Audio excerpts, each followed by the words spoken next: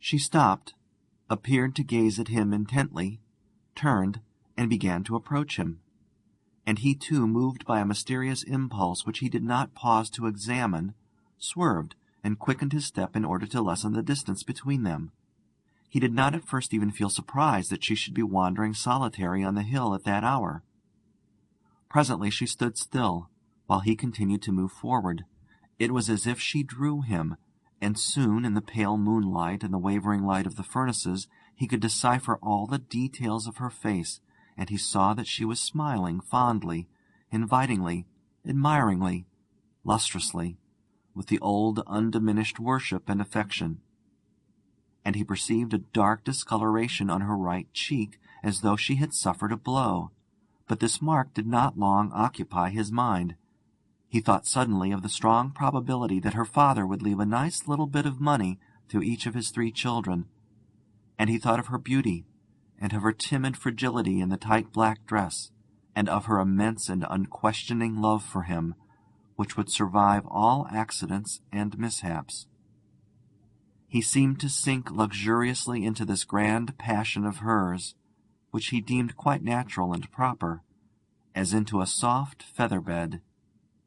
To live secure in an atmosphere of exhaustless worship, to keep a fount of balm and admiration for ever in the house, a bubbling spring of passionate appreciation which would be continually available for the refreshment of its self-esteem, to be always sure of an obedience blind and willing, a subservience which no tyranny and no harshness and no whim would rouse into revolt, to sit on a throne with so much beauty kneeling at his feet. And the possession of her beauty would be a source of legitimate pride to him.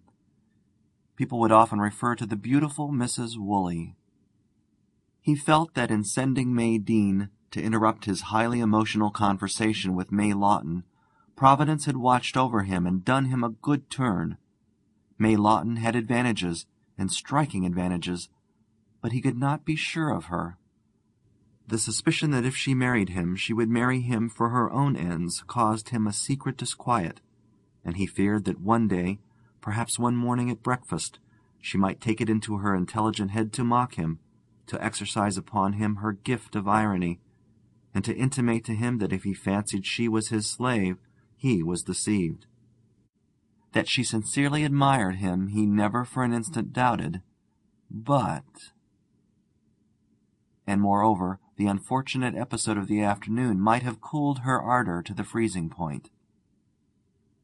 He stood now in front of his worshipper, and the notion crossed his mind that in after years he could say to his friends, "I proposed to my wife at midnight under the moon. Not many men have done that."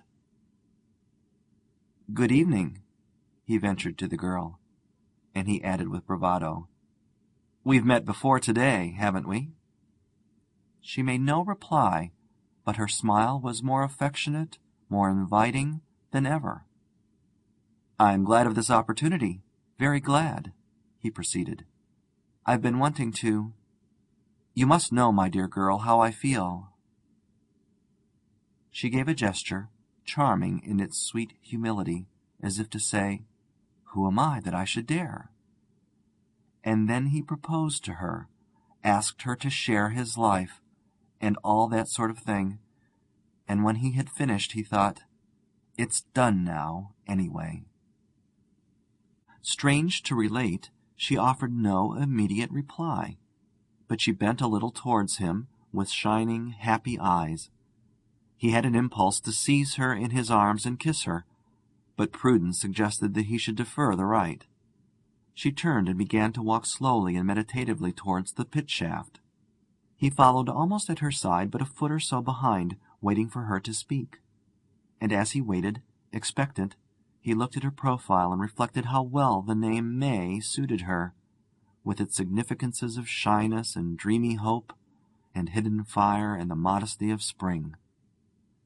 And while he was thus savouring her face, and they were still 10 yards from the pit shaft, she suddenly disappeared from his vision, as it were by a conjuring trick.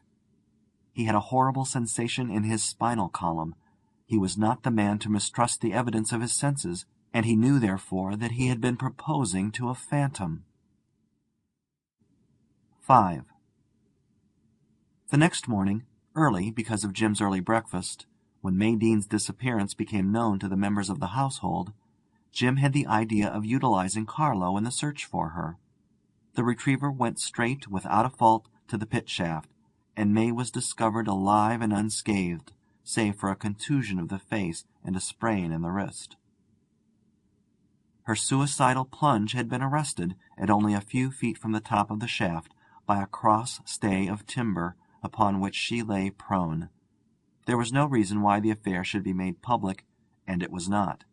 It was suppressed into one of those secrets which embed themselves in the histories of families, and after 2 or 3 generations blossom into romantic legends of appropriate circumstantial detail.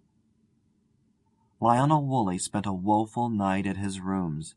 He did not know what to do, and on the following day May Lawton encountered him again, and proved by her demeanor that the episode of the previous afternoon had caused no estrangement.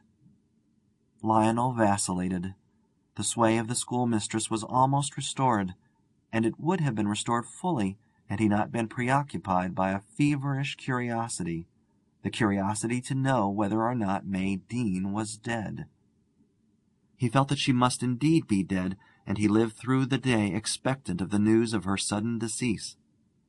Towards night his state of mind was such that he was obliged to call at the Deans. May heard him, and insisted upon seeing him. More, she insisted on seeing him alone in the breakfast-room, where she reclined, interestingly white, on the sofa. Her father and brothers objected strongly to the interview, but they yielded, afraid that a refusal might induce hysteria and worse things. And when Lionel Woolley came into the room, May, steeped in felicity, related to him the story of her impulsive crime.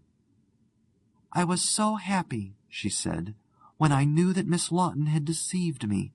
And before he could inquire what she meant, she continued rapidly, "I must have been unconscious, but I felt you were there, and something of me went towards you. And oh, the answer to your question! I heard your question. The real me heard it, but that something could not speak." "My question?" "You asked the question, didn't you?" she faltered, sitting up.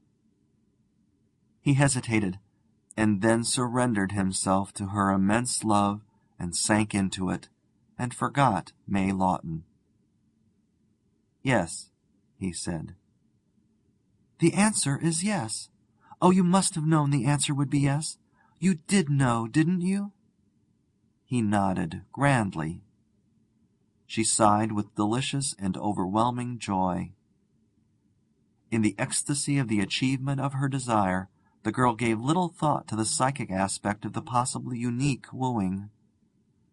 As for Lionel, he refused to dwell on it even in thought, and so that strange, magic, yearning effluence of a soul into a visible projection and shape was ignored, slurred over, and, after 10 years of domesticity in the bank premises, is gradually being forgotten.